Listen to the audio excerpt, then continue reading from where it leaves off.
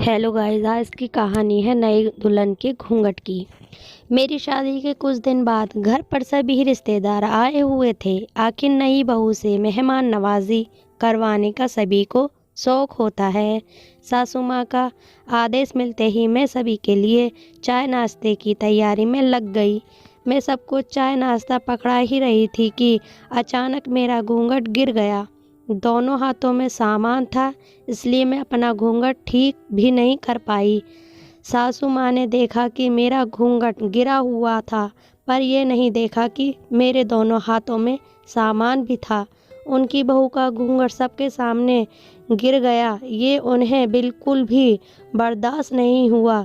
सबके सामने ही अपना सासपना दिखाते हुए उन्होंने चिल्लाना शुरू कर दिया, कुछ शर्म है या नहीं?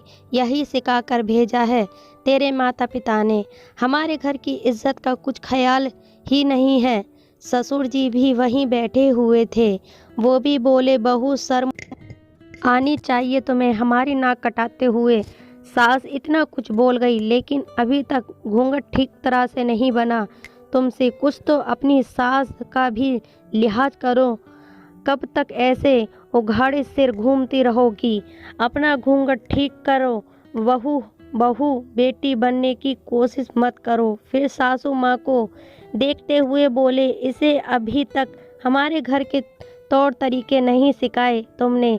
कुछ समझाओ कि बड़ों का लिहाज कैसे करते हैं। ससुर जी की बात सुनकर सासू माँ छिप गईं और मैं चुपचाप बुत बनकर खड़ी रह गई।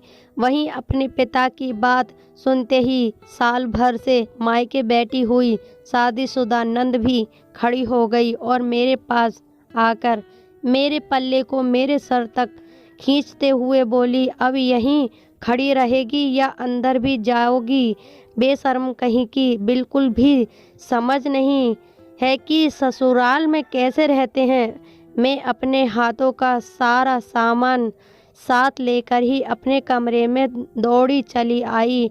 आंखों में आंसू आ चुके थे। आज तक इतनी बेइज्जती तो कभी किसी ने नहीं की थी जितनी आज मेरी ससुराल वालों ने की। सारा सामान एक तरफ रखकर पलंग पर बैठते ही मेरा रोना छूट गया, पर जोर जोर से रो भी नहीं सकती थी। घर में मेहमान जो थे, लेकिन तभी पीछे पीछे मेरे पति तिलक भी कमरे में आ गए और आते ही मुझसे बोले, भला ये क्या तरीका हुआ कमरे में भाग कर आने का?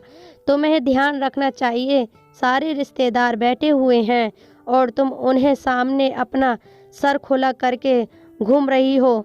बहू घूंघट में ही अच्छी लगती है, इससे परिवार की इज्जत भी रहती है। वो लोग तो तुम्हें बेटी समझकर सिर्फ समझा रहे थे, वह भी तुम्हारी गलती पर।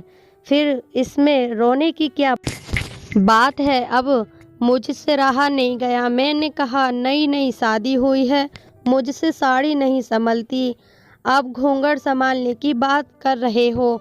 ऐसे में घूंघट के साथ घर में काम करना कैसे पॉसिबल है? मेरे मायके वालों ने मुझे घूंघट रखने की ट्रेनिंग नहीं दी थी, जो मेरे माता पिता को बीच में घसीटा गया। और ये भला कैसी इज्जत जो बहू को बेइज्जत करके मिलती है? मैंने जानबूझकर ऐसा थोड़ी ना किया था।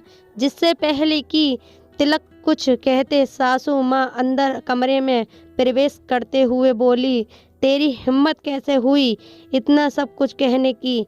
ये तेरा ससुराल है, बोलने से पहले सोचा कर। गलती करेगी तो तुझे सुनना भी पड़ेगा, और तुझे ही क्या, तेरे माता पिता को भी सुनना पड़ेगा। सासू माँ को सामने देखकर एक पल के लिए तो मेरे बोलती बंद हो गई, पर फिर ये सोचकर कि वो दरवाजे पर खड़ी होकर हमारे बातें सुन रही थी, मैं हैरान रह गई। पर फिर हिम्मत करके बोली, आप दरवाजे पर खड़े होकर हमारी बातें सुन रही थी? हाँ, क्यों ना सुनूं। तेरा कमरा हमारे घर का ही हिस्सा है और तुम हमारे बारे में ही बातें कर रही थी। तुम होती कौन हो मुझे रोकने वाली? सासू माँ ने बड़े बेशर्मी की तरह जवाब दिया। मेरे कुछ कहने की पहले तिलक ने जवाब दिया, माँ आप शांति रखो, मैं बात कर रहा हूँ इससे। लेकिन जैसे सासू माँ गुस्से में उबल पड़ी थीं, बस कुछ सुनना ही नहीं चाह रही थी। तुझे क्या बात करनी है? अब कोई बात नहीं करनी है, इसके माता पिता को बुलाओ। आज सारे रिश्तेदारों के सामने ही बात होगी। कैसी बेशरम बेटी दी है हमें, एक तो गलती करती है, ऊपर से मुंह चला रही है। 1 महीने में ही अपने रंग ढंग दिखा दिए। सासू माँ की आवाज़ सुनकर ससुर जी और नंद भी मेरे कमरे में ही आ गए। आते से ही ससुर जी ने अपना मोबाइल निकाला और उस पर किसी से बात करने लगे। लेकिन जिस तरह से वो बात कर रहे थे, मुझे अंदाज़ा हो गया था कि उन्होंने मेरे पापा को फ़ोन लगा दिया है और उन्हें अभी की अभी मेरे ससुराल बुलाया जा रहा है। फ़ोन पर बात कर लेने के बाद ससुर जी कमरे के बाहर निकल गए और उनके पीछे पीछे बाकी के सारे सदस्य, मैं कमरे में अकेली रह गई। मुझे सिर्फ हॉल में हो रही थी बातें सुन रही थी। सबको चिल्ला चिल्ला कर मेरी कमियां बताई जा रही थीं। यहाँ तक कि रिश्तेदार भी मेरे ससुराल वालों के साथ सहानुभूति जता रहे थे, जैसे इस घर के लोगों के साथ मैं अत्याचार कर रही हूँ। आधे घंटे बाद मुझे बाहर मेरे पापा की आवाज़ सुनाई दी। शायद वो आ चुके थे। अचानक उन्होंने मुझे आवाज़ देकर बाहर बुलाया, पर इस बार मैं बिना घूंघट के बाहर आ गई। मुझे देखते ही मेरे ससुराल वालों का पारा और ऊपर चढ़ने लगा।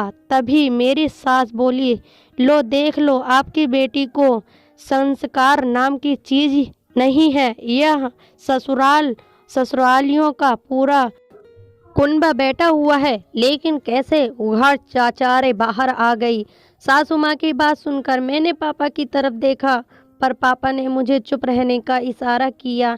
यह देखकर ससुर जी बोले, समधी जी, हमारे घर की भी कोई इज्जत है। माना कि जमाना बदल गया है, लेकिन हमारे यहाँ तो घूंघट प्रथा चलती है और वो तो आपकी बेटी को निभानी ही पड़ेगी। हम बहू को खुली छूट देने पर विषय नहीं करते। अगर ये रिश्ता आपको रखना है तो इसे ये सब मानना ही पड़ेगा। ससुर जी की बात सुनकर पापा ने तिलक की तरफ देखा और कहा, आपको भी कुछ कहना है तिलक जी? क्या आप अपने पापा की बात से सहमत हैं? लेकिन तिलक के कहने से पहले नंद बोल पड़ी, अरे ये क्या कहेगा? मम्मी पापा बोल तो रहे हैं अपनी बेटी को संस्कार सिखाएं कि ससुराल में कैसे रहा जाता है।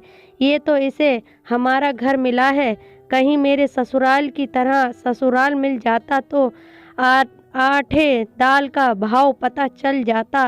अब सास ससुर के साथ साथ और भी रिश्तेदारों ने मेरी ही कमी बताई।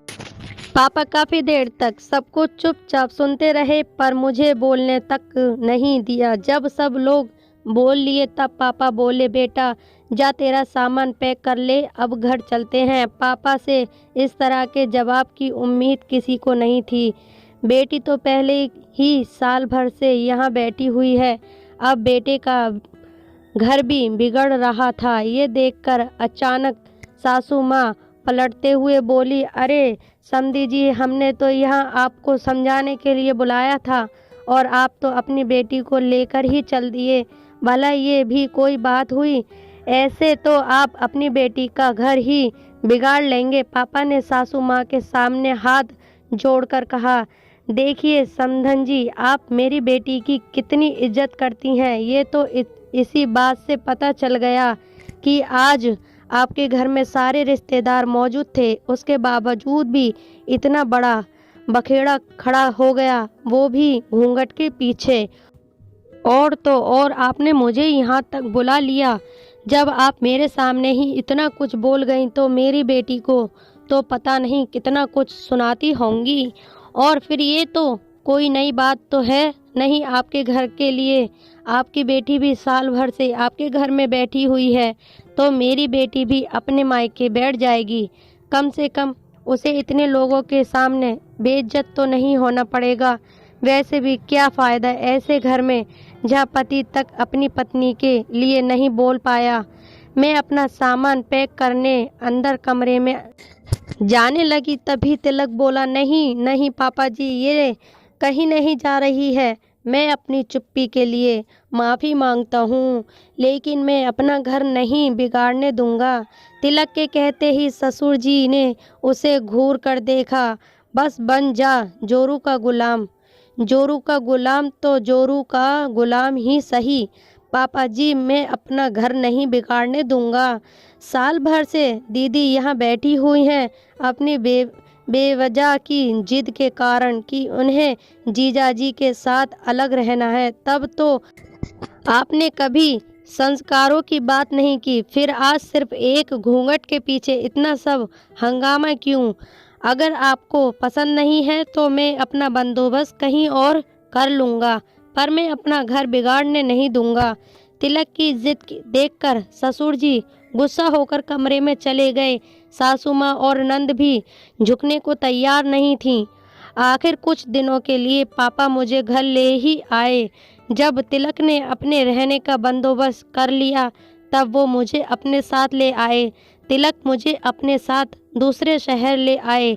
सास ससुर अपनी जिद के कारण हमसे बात तक नहीं करते। नंद आज भी अपने मायके में ही बैठी हुई है। नंद अपने पति के साथ अलग रहना चाहती है, पर वह गलत नहीं है। बदनाम तो बस बहू हो गई कि उनकी बहू ने उनका घर तोड़ दिया। अगर आपको ये कहानी अच्छी लगी है तो वीडियो को लाइक करिए, चैनल को सब्सक्राइब कर लीजिए। इसी तरह की और भी किस्से कहानियाँ लेकर आती रहूँगी। धन्यवाद।